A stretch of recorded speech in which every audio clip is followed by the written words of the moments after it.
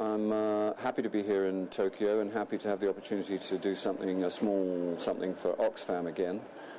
We've had an exciting time so far, not least because we were guests of Sir Graham Fry, the British ambassador, at the embassy here to listen to Sarah Brown and Madame Fukuda, the Japanese Prime Minister's wife, speak very powerfully and very eloquently about the problems of maternal health.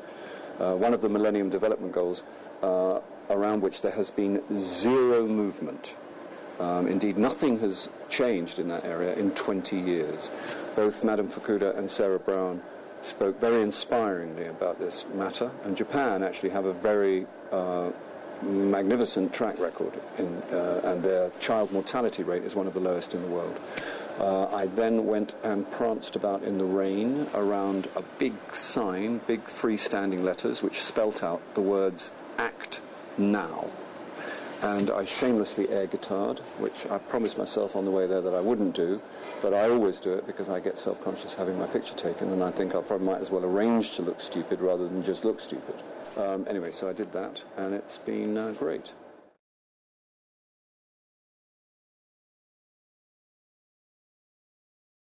Going to Tanzania with Oxfam inspired me greatly. It was my first real exposure to Africa. It was the first time I got to actually talk to people about specific things. I met the women who had been given money by Oxfam to start a jewellery concern, which was one of the success stories. I was really there to bear witness to the fact that the money does get through. And I was there to vouch for the fact that not only did the money arrive, but when it arrived, it did something. And in the case of the women of the jewellery concern, they were marvellous, and it had radically changed their lives. They'd made 60,000 bangles for the Make Poverty History campaign, and they were able to feed their children, possibly secondarily educate their children. These were radical changes for them. They were also laughing a great deal about the first time they ever had any money. Because they had to go to a neighbouring bank to get it, and then they were staying overnight in a guest house, and they were laughing uproariously, telling me how they'd locked all the doors of the guest house because they got so paranoid handling money for the first time. They thought that everyone in the world knew they had the money, and all the criminals in the world, and they would come and take it from them. And they were laughing at themselves at this first experience of ever being in possession of any money.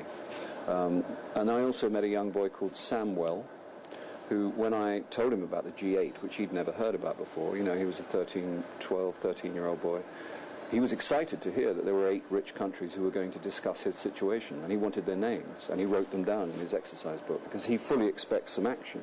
He didn't know that they were going to meet to discuss his current situation, and he expects some results. He's not like the rest of us who are used to the fact that people make promises and then break them.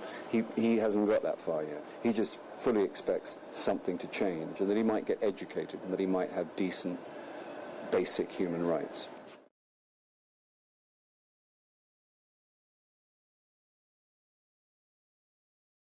Our and my message to the G8 leaders is simply not to break their promises, simply to keep to the magnificent promises that have been made in recent years. At the moment, if they proceed at the current rate, they will not only not meet the $50 billion by 2010 that they promised, they will fall short by some $30 billion, which would be obviously disastrous for the poor.